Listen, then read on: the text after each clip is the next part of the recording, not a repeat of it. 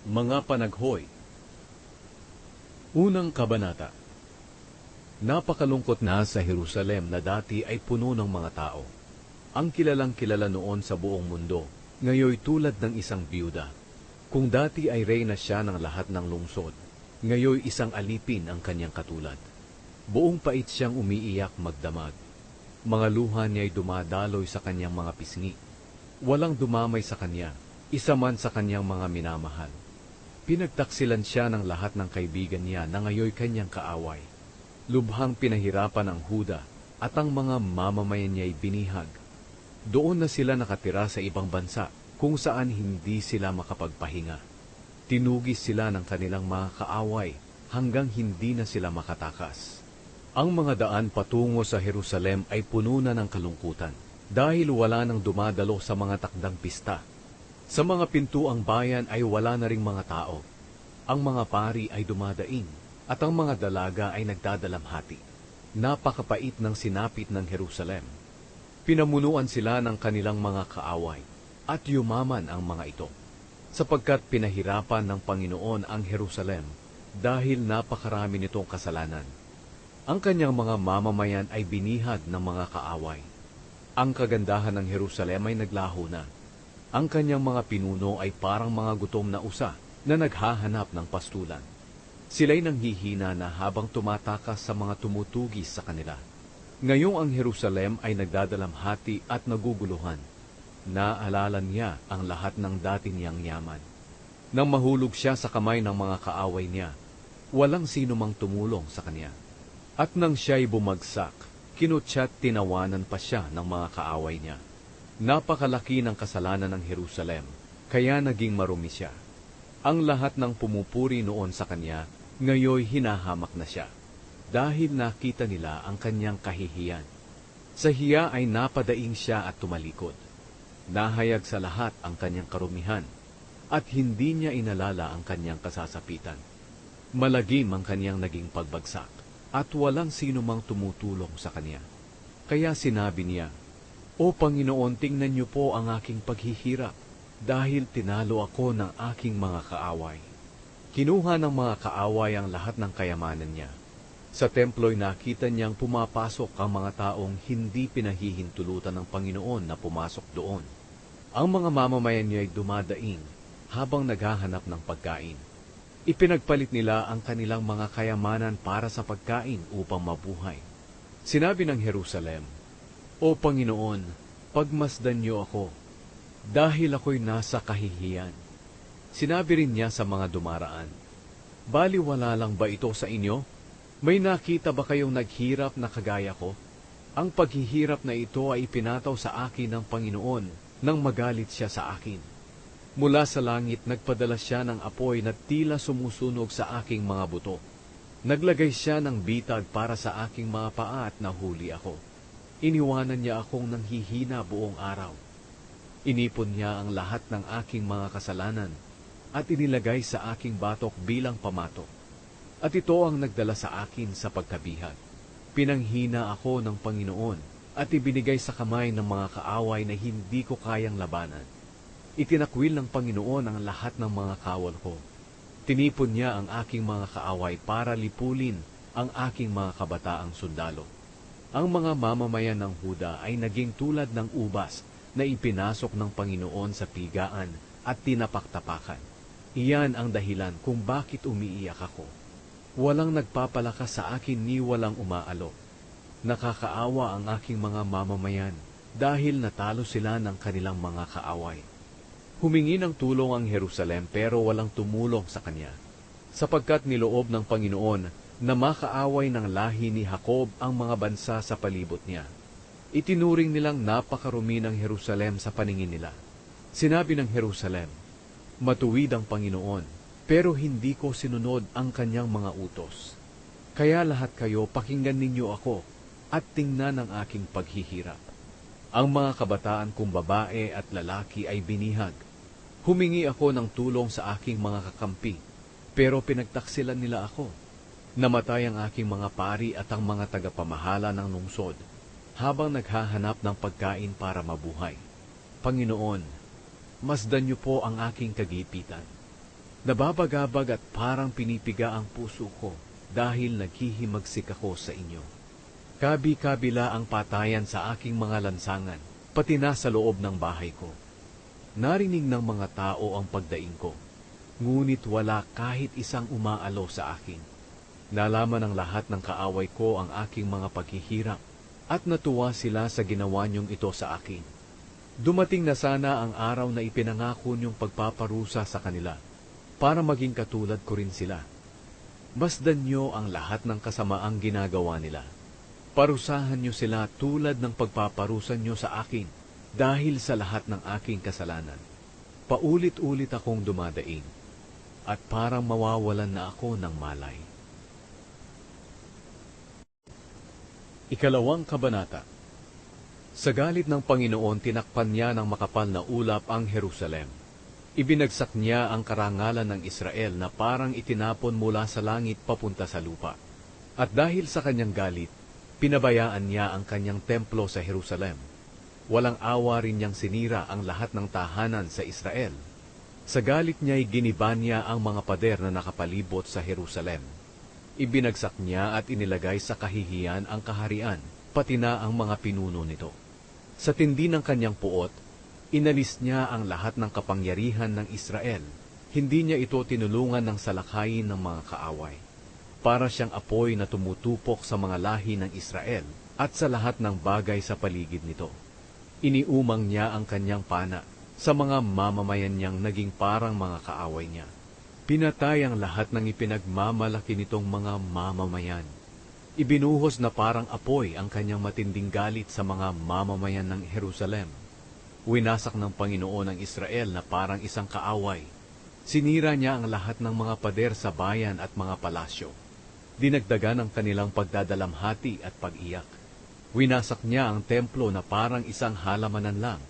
Binuran niya sa alaala ng mga taga-Jerusalem ang itinakdang mga pista at ang araw ng pamamahinga. Sa kanyang matinding galit, itinakwil niya ang hari at pari.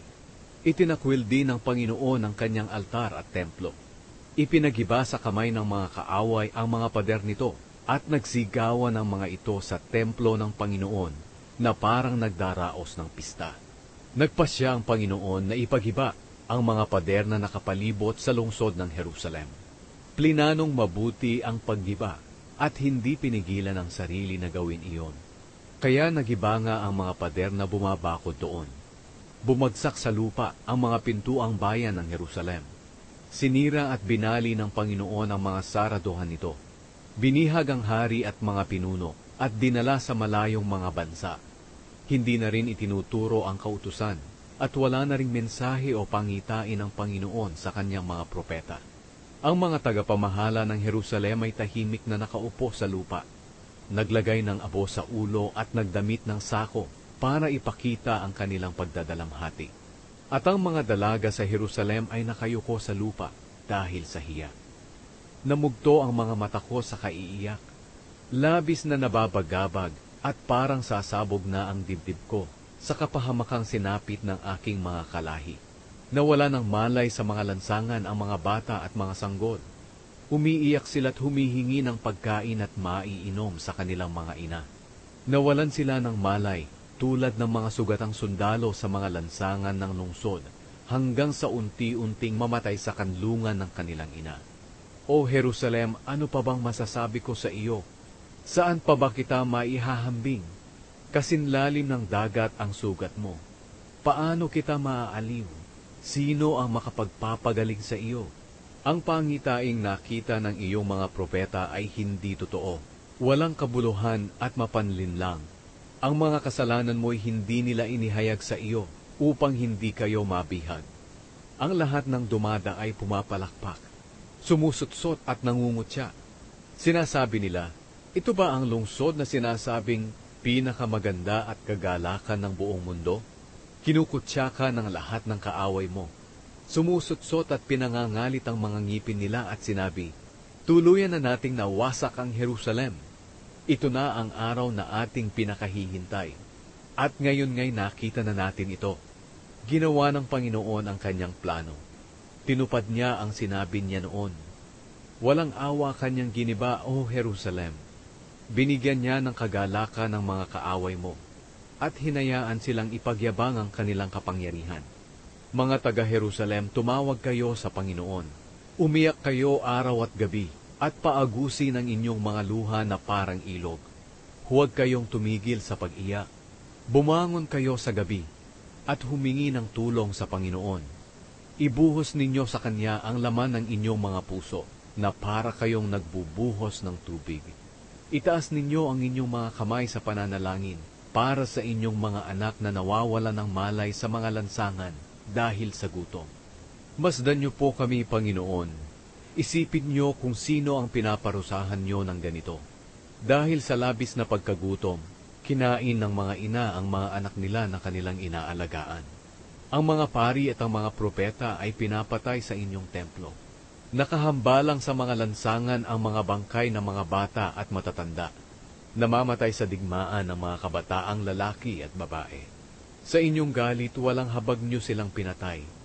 Niyaya niyo ang mga kaaway para kabi-kabi lang salakayin ako, para kayong nagyayaya sa kanila sa handaan.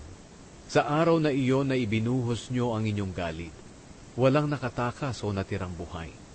Pinatay ng aking mga kaaway ang aking mga anak na isinilang at pinalaki. Ikatlong kabanata. Isa ako sa mga nakaranas ng parusa ng Panginoon dahil sa kanyang galit. Pinalayas niya ako at pinalakad sa dilim sa halip na sa liwanag. Paulit-ulit niya akong pinarusahan araw at gabi. Pinahina ang aking katawan at binali ang aking mga buto. Sinalakay niya ako at ibinilanggo sa paghihirap at pagdurusa. Inilagay sa kadiliman na parang isang tao na matagal ng patay. Kinadenan niya ako at ikinulong upang hindi makatakas. Kahit na humingi ako ng tulong, hindi niya ako pinakinggan. Hinarangan niya ng pader ang aking landas at pinalikuliko ang aking dadaanan. Para siyang oso o leon na nag-aabang upang salakayin ako. Kinaladkad ako palayo sa daan at pagkatapos ay nilapa at iniwan. Iniumang niya ang kanyang pana at itinutok sa akin. Pinanan niya ako at tumagos ito sa puso ko. Naging katawa-tawa ako sa aking mga kalahi. Buong araw nila akong inaawitan ng pangungutya. Pinuno niya ako ng labis na kapaitan. Nabungi ang mga ngipin ko dahil pinakain niya ako ng graba at saka tinapaktapakan niya ako sa lupa. Inalis niya ako sa maganda kong kalagayan at hindi ko na naranasan ang kasaganaan. Nawala na ang karangalan ko at lahat ng pag-asa sa Panginoon. Napakasakit isipin ang mga paghihirap at pagdurusa ko. At kung palagi ko itong iisipin, manghihina ako. Pero nanunumbalik ang pag-asa ko kapag naaalala ko na ang pag-ibig at awa ng Panginoon ay walang katapusan. Iyan ang dahilan kung bakit hindi tayo lubusang nalipol. Araw-araw ay pinapakita niya ang kanyang habag. Dakila ang katapatan ng Panginoon. Kaya sinabi ko sa aking sarili, ang Panginoon ang lahat para sa akin. Kaya sa Kanya ako nagtitiwala. Mabuti ang Panginoon sa mga nagtitiwala at umaasa sa Kanya. Mabuting matiyagang maghintay sa pagliligtas ng Panginoon. Mabuti para sa isang tao na kahit bata pa ay matuto ng sumunod. Kapag tinuturuan tayo ng Panginoon, tumahimik tayo at pag-isipan itong mabuti. Magpakumbaba tayo sa harap ng Panginoon at huwag mawalan ng pag-asa. Kapag sinampal ka sa isang pisngi, ibigay mo pa ang kabila. At tanggapin mo rin ang pangungutya ng iyong mga kaaway. Dahil hindi tayo itatakwil ng Panginoon magpakailanman. Pero kahit nagpaparusa siya, ipinapakita pa rin niya ang kanyang habag at ang napakalakit walang hanggan niyang pag-ibig sa atin. Dahil hindi siya natutuwa na tayo'y saktan o pahirapan. Ayaw ng Panginoon na apihin ang mga bilanggo o baliwalain ang karapatan ng tao. Ayaw din ng kataas-taasang Diyos na ipagkait ang katarungan sa sinumang tao.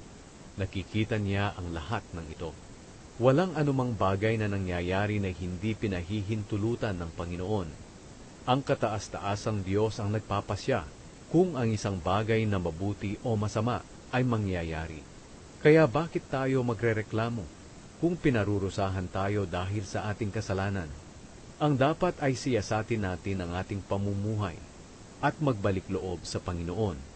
Buksan natin ang ating mga puso at itaas ang ating mga kamay sa Diyos na nasa langit at sabihin, Panginoon, nagkasala po kami at naghimagsik sa inyo at hindi nyo kami pinatawad. Nagalit kayo sa amin at inusig kami at walang awang pinatay. Tinakpan nyo ng mga ulap ang inyong sarili para hindi nyo marinig ang aming mga dalangin. Ginawa nyo kaming parang basura sa paningin ng iba't ibang bansa. Kinutya kami ng lahat ng aming mga kaaway. Dumanas kami ng matinding takot, panganib, pagkasira at kapahamakan. Napaluha ako dahil sa kapahamakang sinapit ng aking mga kalahi. Patuloy akong iiyak hanggang sa tumunghay ang Panginoon mula sa langit. Labis akong nasaktan sa sinapit ng mga kababaihan ng aking lungsod. Hinahabol ako ng aking mga kaaway na parang isang ibon, kahit na wala naman akong nagawang kasalanan sa kanila. Sinubukan nila akong patayin sa pamamagitan ng pambabato at paghulog sa balon. Halos malunod na ako at ang akala ko'y mamamatay na ako. Doon sa ilalim ng balon, tumawag ako sa inyo, Panginoon. Pinakinggan niyo ang pagmamakaawa ko at paghingi ng tulong. Dumating kayo nang ako'y tumawag at sinabi niyong huwag akong matakot. Tinulungan niyo ako sa problema ko, Panginoon, at iniligtas niyo ang buhay ko. Panginoon, nakita niyo ang kasamaang ginawa sa akin ng aking mga kaaway. Kaya bigyan niyo ako ng katarungan. Alam niyo kung paano nila ako pinaghigantihan at ang lahat ng binabalak nila laban sa akin. Napakinggan niyo, O Panginoon, ang mga pangungutya nila at alam niyo ang lahat ng binabalak nila laban sa akin. Buong araw nilang pinag-uusapan ang pinaplano nilang masama laban sa akin. Masdan niyo, nakaupo man sila o nakatayo, kinukutya nila ako sa pamamagitan ng pag-awit.